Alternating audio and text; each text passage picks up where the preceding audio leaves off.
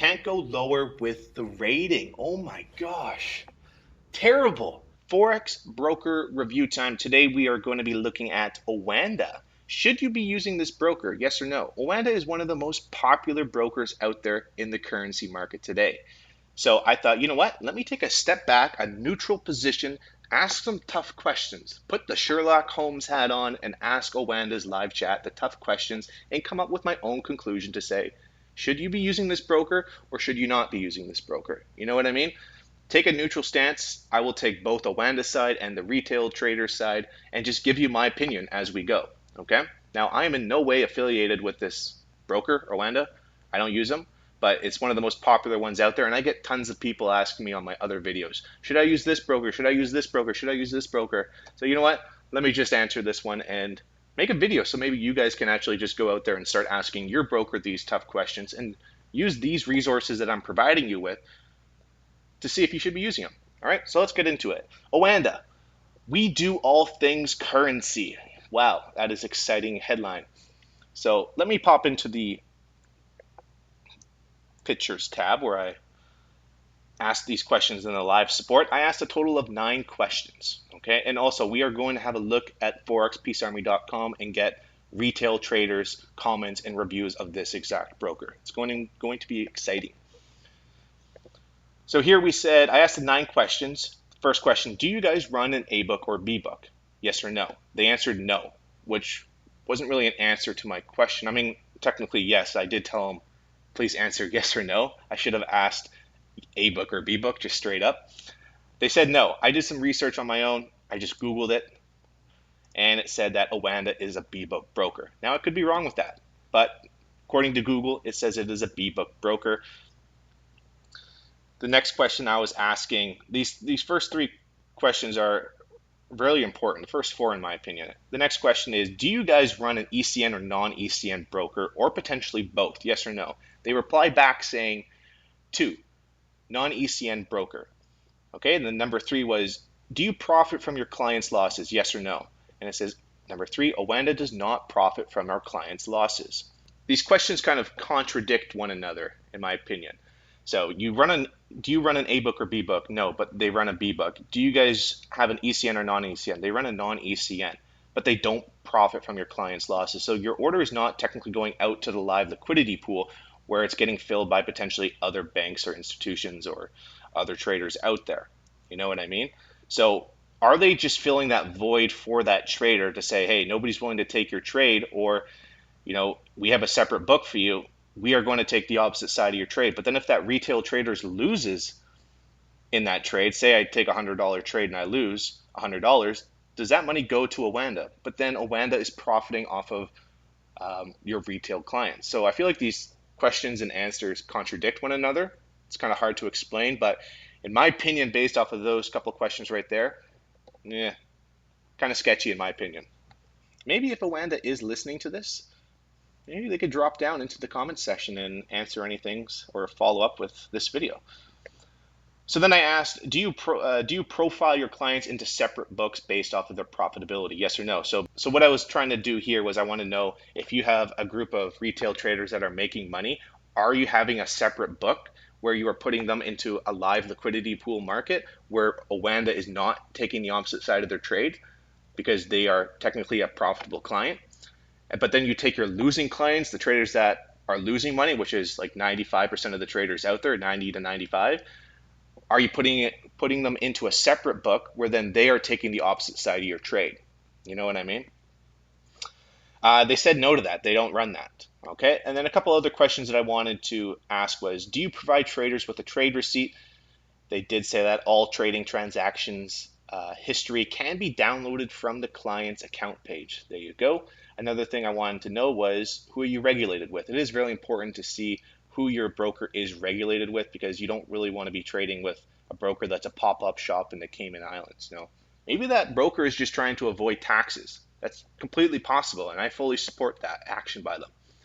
But usually when these brokers are opening up these pop-up shops in the Cayman Islands or somewhere else, usually they're running like a non-ECN broker, a B-book broker, where they're taking the opposite side of your trade and they bump up the spreads to stop you out, or they create fake market volatility, or your order doesn't get filled. You know what I mean? So it is good. They do have. I told them that I'm Canadian, then they sent me a bunch of Canadian stuff where they're regulated with, but they're also regulated with America, which is a good thing to see. The next thing I want to know is where is my money being kept? If I sign up with you guys, is the money sitting in a bank or basically are you moving it around, investing it yourself, that type of information? They basically said it sits in a bank and then they list off a couple forms. I asked a question about their privacy and security, pretty general answer. They take security and privacy very seriously and we do not sell clients information. That is very important. This is a good time for us to just dive into like the forex peace army reviews, and then we can kind of review what other people are saying, and then I can take a stance to say like, hey, are they right? Are they wrong? You know what I mean? And then something that you should want to know is, do they have fees when depositing and withdrawing money, right? And then they sent me a form of that. It wasn't really useful. But hey, let's dive into the forexpeacearmy.com. Now, this is a website where other retail traders go into the forum and they give their review based off of their broker. So we're going to be reading off of previous retail traders or current retail traders that are trading with Awanda and they have left their review. Now, Awanda has 476 reviews. You guys can do this yourself and check it out, but let's read it together. They are rated basically a 2.9 star, basically a 3-star review, not the greatest in my opinion. They offer a maximum leverage of 50 to 1. I like that because if you start offering 500 to 1 leverages and they start saying bonus signups, like bonus signups are a big scam because they say like, hey, we'll double your sign up bonus. But in order to qualify for that sign up bonus, you have to trade, like, say you deposit $1,000 and they're like, hey, we'll give you $1,000 extra. But then you have to trade like 500 lots, right? 500 lots is a lot of money to be trading. That will take you a very long time to get 500 lots off of a $1,000 account. They basically want you to use leverage, and that's usually when they say, hey, but we offer 500 to 1 leverage. They want you to use maximum leverage because a lot of retail traders depositing $500, $100, $1,000, they're going to lose their money. So they want them to lose it quick and get them in saying, hey, look at all these sign up bonuses that we have and all that type of great information. But then they offer you max leverage and they're just really hoping that you lose all your money and you max leverage out, And they're obviously taking the opposite side of your trade. So with this, I do like that they are only offering 50 to 1 leverage. They don't want people blowing up their accounts. And you know what? If the market gaps, seriously, and if you have like $1,000 and potentially you could be down $5,000 and then they're calling you up saying, hey, you owe us $5,000. You know what I mean? So let's continue on. What do they offer? Currencies 55. They offer CFDs, gold, silver. I'm guessing stocks as well, like the indices, Dow Jones, and all that type of stuff. They offer scalping and all that type of stuff. So you can check that out for yourself. But let's get into the reviews. First one, great broker in Canada. Been trading here for over a year, made good money with them. Withdrawal was very fast, never had a problem. Fills are instant, best brokers I have ever traded with. There you go. It's a good review. Something is odd about the withdrawal. Now, actually, I read through a lot of these reviews, and a lot of them is like people complaining about how they exited their trade or they stop loss hunted them out. And actually, we're going to jump into the markets and compare Awanda's broker versus my broker, Global Prime, because I noticed Awanda, they price their charts different. And I see it all the time, even people in my private group that use Awanda, they're like, well, price already hit this area in my charts, or man, I got a completely different chart compared to you, right? I think they're doing something with their charts, and in my opinion, it's a bit sketchy. That's why I think potentially they are running both A book and B book, and they're making these spikes. I could be completely wrong. But let's have a look. Can't go lower with the rating. Oh my gosh. Terrible. Incompetent customer service. Hide behind the fine print. It's a scam, and they will hold your withdrawal hostage. Stay away. They will rip you off. A lot of these guys have withdrawal issues, like I said. They manage to become the worst broker around. Deposits is nowhere to be found. I haven't had the chance to trade with Awanda. As the day I made a deposit with my prepaid credit card, it was denied by my broker. This is fine, a small problem. They don't accept prepaid credit cards or something like that.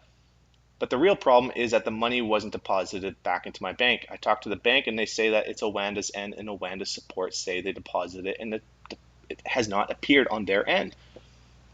Okay, interesting. Wide spreads. Recently, I had a stop hunt. Okay, we'll talk about that. Trustworthy. Here we go. I just hit the 10-year mark with Awanda full time. Every time I get frustrated about something, I do a lot of research and test a trial account and end up deciding to stay put. To be profitable, which I am, you really need to learn how their cost, especially financing, works. Now, supposedly, they make their money off the bid and the ask, which is the spread. So if they're non-ECN, potentially B-book, instead of like a regular ECN, so if we take pound New Zealand, for example, maybe for me, I get my spread at like zero point 0.3 pips while Oanda is offering 1.5 pips. Now I am paying for that tight spread and for my order to actually go out to the A-book liquidity pool. Now, Awanda is bumping up the spread because they claim free commissions, and a lot of people like free commissions. I mean, who doesn't like free commissions? But in my opinion, I think you should be paying for commissions. I think it's just good business to be paying for your position size. You know what I mean? Instead of somebody saying, "Oh, it's completely free. It's completely free." You know what I mean? So this guy said manipulating overnight financing rate. And I think this is a good time to actually jump into the markets and let's have a look. Let's pull up a second pair, pound New Zealand and pound New Zealand. We are going to have Awanda on the left side of the chart. Left side, pound New Zealand. Because I see lots of stuff like this where people in my group and I've seen other people complaining like, why is there a random 500 pip spike? Why is there a random spike in the day? Well, let's compare it with my broker to compare it to Awanda because potentially what they might be doing is stopping everybody out. And then what's their excuse? They just say, oh, that's the market. Oh, it's liquidity times. Oh, news came out, right? When potentially they were just rigging the market. So let's go to live markets right now and let's see how this acts up. So far pretty good. Let's try to find the first big spike on Awanda. 5 minute, 5 minute. Are we on it? Pound New Zealand, Awanda. Okay. Ooh, wow. Yeah, just like that. So big spike up in Oanda. That's setting off a red flag in my eyes. You see that? I have no idea what this was. This could have been news driven, but I didn't get this spike. This is a 55 pip spike on a 5 minute time frame, and here is on the right hand chart is where that spike is supposedly on Oanda, and I didn't really get it. I actually got mine the opposite direction. It's a little riggy if you ask me. Let's find the next one. Okay, so we got one back in September. Let's just go back there. So here's where the next one is, the big spike. So the time intervals are at the exact same time, and once again, I don't see that big spike in liquidity. So I think there is some shady stuff, in my opinion, going on regarding that. These are the lower time frames, so maybe potentially it is news driven, but that's kind of my thoughts on that. Let's continue on. There was a good post by somebody that I wanted to share. And a lot of these people actually complain about, hey, price never hit my stop loss and stuff like that. And you got to understand, like, I don't think these type of traders understand the bid and the ask and how it works. So let's go to number 6 because there was a really good post I wanted to share with you guys because this guy explained everything. But total scam. You guys can see all the 1-star reviews. 1-star. I am done with Awanda. Small account beware. So far not looking so good. We go to number 6. Scroll down. And if it's a really good broker, in my opinion, I think this thing would be like all 5 stars. So this guy, I was reading this guy earlier and it was really interesting. He says, overall, very happy with Awanda. Most complaints are just unjustified. He says, I've been with Awanda for 3 years now and I've really had no issue. Whenever I've reached out to them, they are always responsive and I use their MetaTrader 4 platform. Okay. He says, I see comments on here about getting stopped out when prices do not seem to touch someone's present stop loss order. In 99% of these cases, this is the result of a trader who does not understand market liquidity and spreads. I would venture to say that most of these traders' occurrences happen on more exotic pairs, even like the ones pound New Zealand and euro New Zealand, and they probably happen around the changeover times, New York to Asia, Asia to London, etc., etc. As well as around the major news events when spreads typically widen. Even though price, the candlestick slash bar, does not appear to hit your stop loss, you will get stopped out anyways. This is a result of the spread widening and the bid and ask hitting your stop. This can be avoided by using a wider stop loss or not entering trades during the more volatility times. It is not the broker's fault and they are not targeting your stop loss. In the US, the regulators would slaughter them if they ever found this out. I can't say this for offshore regulated brokers, unregulated brokers, but I would bet my account Awanda, and other US regulators brokers do not. There's lots of other brokers out there that claim they're ECN or they're not taking the opposite side of their trade when really they are, and that was a big scandal with a lot of brokers a couple of years ago. So brokers do that, and there's a lot of money to be made. I mean, are you just going to be making money by being the middleman and offering them, price per lot commission? Or potentially you have access and you only really make money off of people when they take trades? Or do you make money off of the 95% of the traders that are losing money? That's a lot of money that they are putting in, considering 95% of the traders are going to be losing money. Suck that money out, put it into your business, right? You get to the top of the chain somehow, man? So that's my thoughts on that. And actually, there was a post on this. We didn't read any, but people were talking about how there is a fee for not actively trading, which I can understand this. There's a lot of traders that are upset, like inactivity fee, they call it. And a lot of brokers do have that. In fact, typically your bank account, every bank account has it. If you have a checking account, your local bank, they typically charge you like $5 or $10 a month just to have the bank, right? Just to have a checking account sitting there. If you're having your money stored on Awanda, they're taking control of it and they're putting it in a safe keeping. They don't want you just like sitting there depositing money every month saying, oh, I got no fees. Yay. Let me keep depositing. They're like my bank and I just give them money and they keep it there and it's safe. You know what I mean? It's like if you're not going to actively trade, well, then there is some type of liability for them having that money in their bank account. If you're not going to be trading, well, then give us, $20 a month. Pretty reasonable in my opinion. But let's continue on here. We're almost done. Since they know that they are a large pool of liquidity in most areas, form in the retail traders, stops, they can be taped before sending the market in their direction. They simply buy up or sell down for a buy in order to trigger those stops, and they slam the price the other way. It's perfectly legit and legal. I don't know if it is perfectly legit. If you know where your stop losses are, it's illegal. If I believe it's illegal, if you have access to see where everybody's stop is, and it's only going to cost you a certain amount of money to dump the market, sell them, and then buy up all their positions, I'm pretty sure that's illegal. I could be wrong, but that seems pretty greasy. You can see you can see where everybody's stop losses are. Let's trigger the stop losses and take it the other way, especially if you have access to that information. That's like insider information, right? I mean, shit, if there was a platform out there that could show me like everywhere where Awandas are trading, like where the retail traders are trading and where their stop losses are, that's a hell of an indicator. So please stop blaming the broker for your problems. Understand how the market works and what the big boys are doing. If your stop loss is too close, then lower your lot size and move your stop loss further away. So yeah, I think that basically wraps up our time with forexpeacearmy.com. I think you should do your own research on that. And actually, if you want the tough questions to watch, I recommend checking out these two videos I did.